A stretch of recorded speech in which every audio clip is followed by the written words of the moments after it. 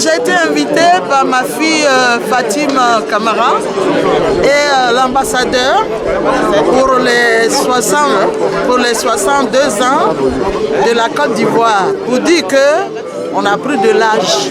Maintenant, nous devrons nous en s'agir et puis faire des choses bien pour notre pays. Ma présence à Paris, c'est pas la première fois que je viens à Paris, je connais la France. Je viens d'abord pour deux raisons, une raison familiale et la deuxième raison, c'est pour le MODER. Parce que le MODER m'a choisi pour être son représentant en Côte d'Ivoire pour le train de la paix, qui est un mouvement pour la réconciliation. Le MODER, c'est le mouvement des artistes ivoiriens de la diaspora dirigé par de maître le Dekis. Donc hier, il y a eu la cérémonie d'investiture à Savigny, le temple là-bas. Donc je suis venu aussi pour ça, qui est un événement important parce que nous les artistes sommes les porte-parole du peuple. Ce que les gens ne peuvent pas dire, c'est ce que nous on dit. Nous sommes comme l'oreille, la bouche du peuple. Et nous, quand il n'y a pas la paix, quand il y a des dissidences, quand il y a des guerres, c'est nous qui sommes les grands perdants. Qui va venir au spectacle? Qui va faire quoi? Notre rôle c'est quoi? L'artiste a un rôle à jouer. Donc nous devons jouer notre partition dans la réconciliation. Parce que la réconciliation n'est pas l'apanage d'une structure ou d'une personne.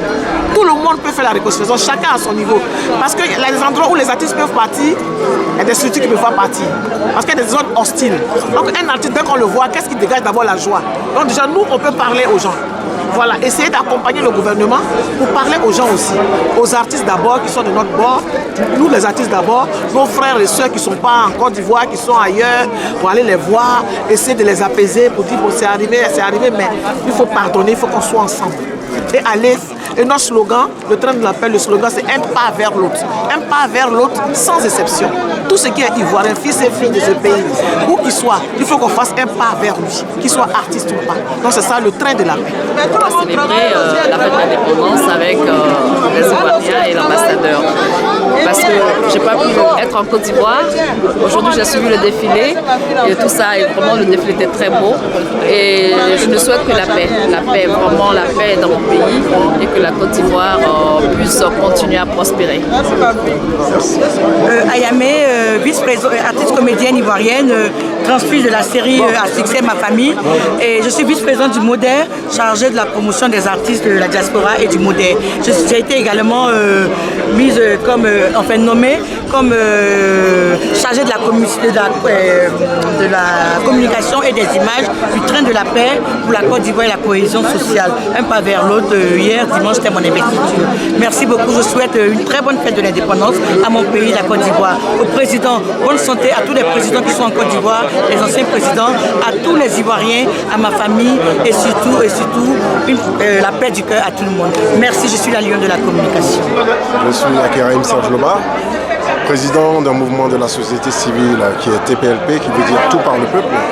Nous travaillons essentiellement sur tout ce qui est instruction civique, communication d'intérêt général et éducation populaire. Donc nous sommes ici aujourd'hui pour célébrer le 62e anniversaire de l'indépendance de la Côte d'Ivoire. Ce qui est un événement très important pour cette nation. Et donc je pars du principe que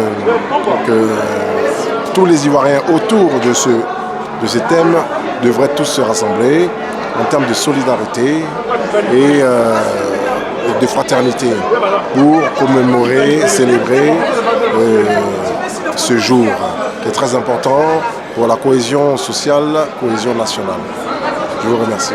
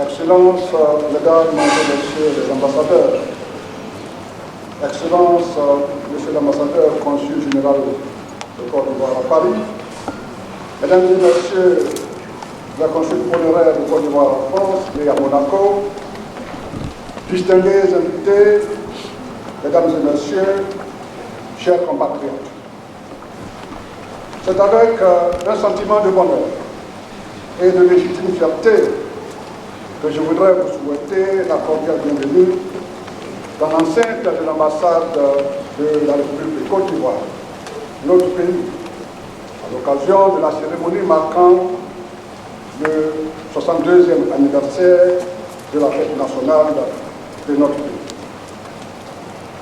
Excellences, Mesdames et Messieurs distingués, je voudrais avant tout propos adresser au nom de son Excellence M. Alassane Ouattara, président de la République de Côte d'Ivoire, du gouvernement et du peuple ivoirien, mais très vif et chaleureux remerciements au gouvernement français et aux représentants des pays qui nous font l'honneur et l'amitié de partager avec nous ces moments de bonheur.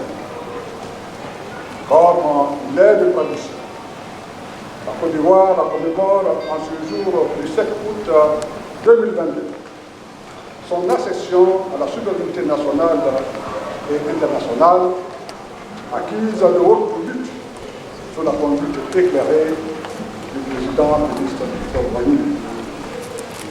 Les 2 premières décennies après l'indépendance ont vu notre pays connaître une accélération de son développement et de son histoire de jeune nation portée par un idéal de paix et un modèle de développement économique et social sans précédent en Afrique. Et ceci peut se voir à travers les points suivants, à savoir le retour de la quasi-totalité des réfugiés politiques et des exilés, la fin par l'ONU depuis le 30 juin dernier du statut d'exilé politique ivoirien dans le monde, le retour du président Laurent Gbagbo au pays natal, la relance du dialogue politique, le dégel des comptes de nombreuses personnalités politiques impliquées dans la crise post-électorale, l'audience accordée au président Laurent Gbagbo par le président Alassane Ouattara au palais présidentiel,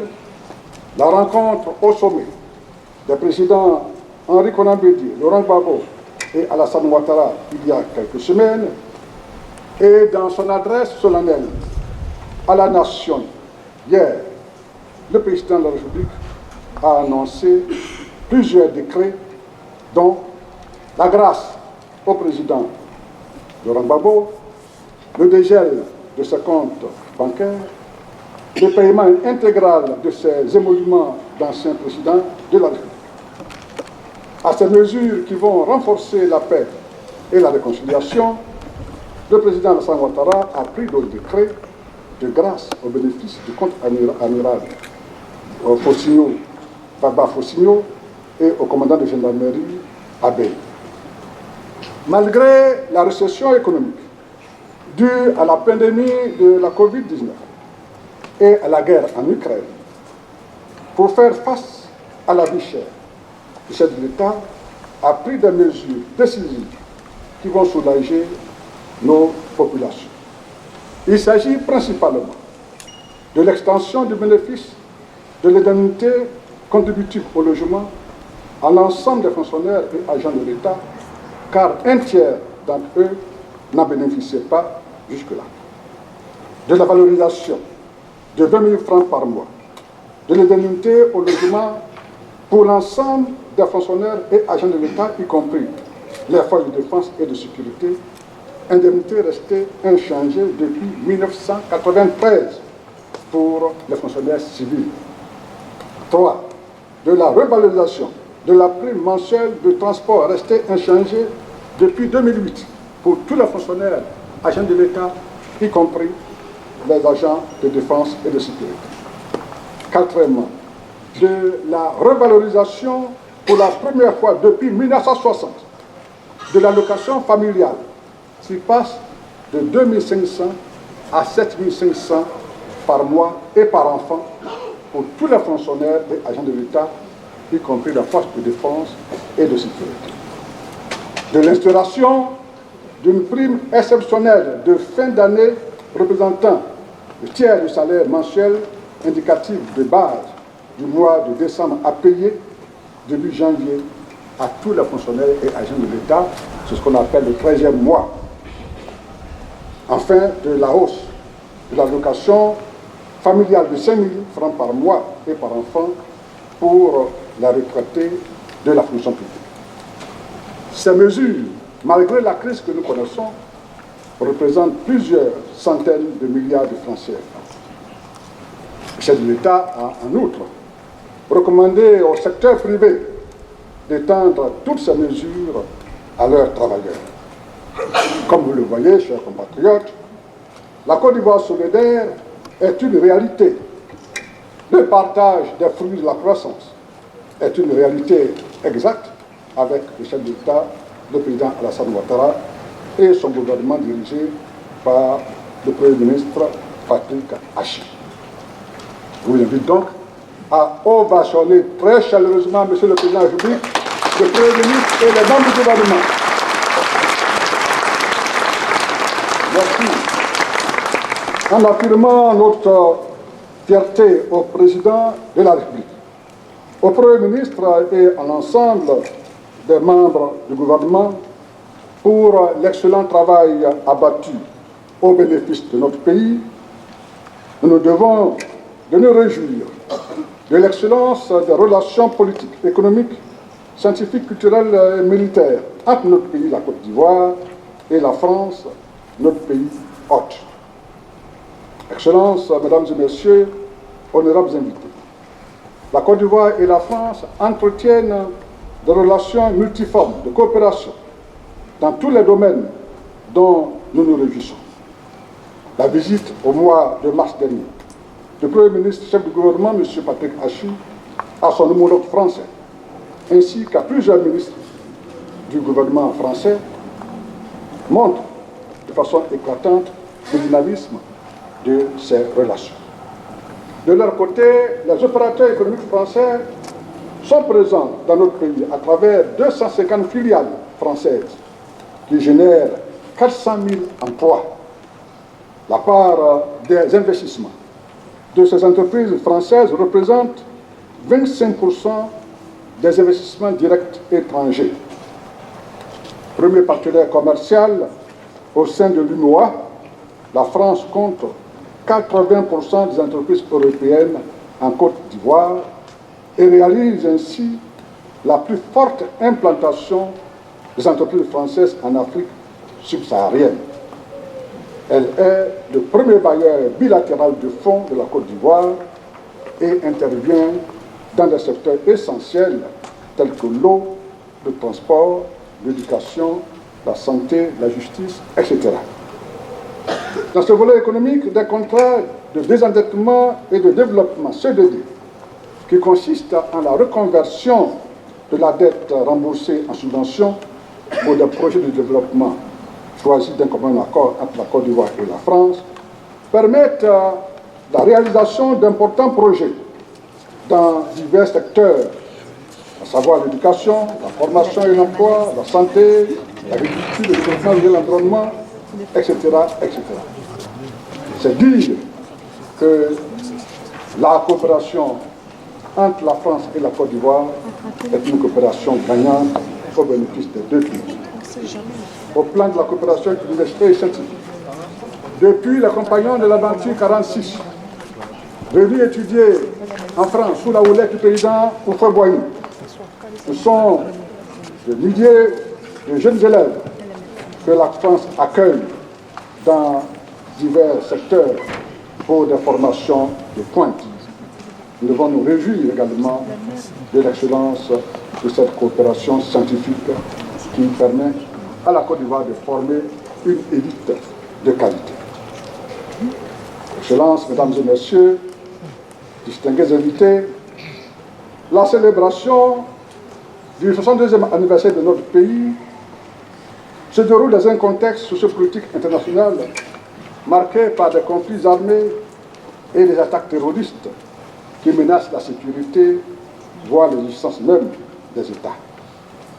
La lutte contre ces menaces est menée en premier chef par les armées nationales. C'est pourquoi la République de Côte d'Ivoire, avec à sa tête le président Alassane Ouattara et son gouvernement, a décidé de célébrer cette année, à l'occasion de cette commémoration, les forces armées de Côte d'Ivoire pour leur engagement et leur sacrifice consentis à défendre l'État et la population. Il convient de rappeler que l'armée est constituée de l'ensemble des forces militaires d'un État aux fins de défense et de sécurité. Les forces armées de Côte d'Ivoire, FACI, initialement Forces armées nationales de Côte d'Ivoire, FANCI, ont vu le jour en 1961. Elles se composent de l'armée de terre, de la marine nationale, de l'armée de l'air et de la gendarmerie nationale. Leur mission consiste en plusieurs points, à savoir défendre l'intégrité du territoire national, préserver en toutes circonstances et contre toute forme d'agression les intérêts vitaux et stratégiques de la nation, protéger la population et les biens, contribuer à la sécurité régionale et internationale, participer aux actions en faveur de la paix et du droit international. Les FACI participent aux tâches de maintien de l'ordre et à l'exécution de missions d'utilité publique, dans des conditions prévues par décret, sur réquisition des autorités compétentes. Elles agissent dans le respect des droits de l'homme, des libertés publiques, de l'éthique et de la déontologie, afin de lui donner toutes les capacités nécessaires à l'accomplissement de sa mission. Les hautes autorités ivoiriennes, inspirées par l'idéal d'une armée qui contribue aussi au développement du pays, ont fait le choix sage de la coopération avec des pays amis dont la France. Ainsi, la coopération militaire entre la France et la Côte d'Ivoire, bâtie sur des liens forts d'amitié et forgée par l'histoire commune des deux pays, se décline en trois principaux axes, à savoir équipement matériel, soutien logistique, 1, 2, formation, 3, coopération, défense. Elle s'est renforcée continuellement et a permis à de nombreux hauts cadres de l'armée ivoirienne de côtoyer leurs frères d'armes dans des écoles d'élite françaises. Cette armée a largement contribué à la stabilité de la Côte d'Ivoire par la création de conditions de sécurité et de paix indispensables à la mise en œuvre des politiques hardies de développement économique. Certes, à partir de 1993, notre pays a connu des crises et une parenthèse douloureuse dont j'ai parlé tout à l'heure. Cependant, l'armée nationale de Côte d'Ivoire, formée aux principes et règles des droits de l'homme, reste républicaine, au service de la paix et de la démocratie. elle n'a cessé d'accomplir sa mission régalienne. C'est pourquoi le chef d'État a décidé d'honorer nos forces armées, la Grande Muette, à l'occasion de cette fête. Souvenons-nous des grands sacrifices consentis par cette armée qui a fait face à des attaques terroristes le 13 mars 2016 à Grand-Bassam et récemment des tentatives de déstabilisation à Kaflo, de la région nord-est, le 29 mars et 12 juin 2021, auxquelles les forces ivoiriennes ont fait échec énergiquement. Tout ceci indique clairement que le terrorisme fait face désormais à des défis nouveaux auxquels l'armée doit faire face. La Côte d'Ivoire, toujours solidaire des pays frères, contribue par la participation de son armée aux opérations de paix, à la lutte contre ces nouvelles formes de menaces contre la sécurité individuelle et collective des États. Par exemple, en Centrafrique, dans le cadre de la MINUSCA, il y a quelques décennies, et aujourd'hui, au Mali, dans le cadre de la MINUSMA, sous l'égide des organisations internationales, l'ONU notamment, et bien d'autres pays hors de l'Afrique de l'Ouest et du continent africain. En outre, elle participe à la lutte contre la piraterie dans le golfe de Guinée. Elle habite le Centre régional de sécurité maritime de l'Afrique de l'Ouest et met à la disposition de l'État concernés des bâtiments et des marins pour cette mission. Je voudrais donc saisir cette occasion pour remercier les pays amis et les donateurs qui apportent leur précieux concours dans cette lutte. C'est également dans cet esprit que notre pays accueille l'Académie internationale de lutte contre le terrorisme de Jacquesville, à 49 km d'Abidjan, inaugurée le 10 juin 2021. Cette institution est le fruit de la coopération entre la France et la Côte d'Ivoire, des partenaires de l'Union européenne et de bien d'autres pays d'Afrique et du monde.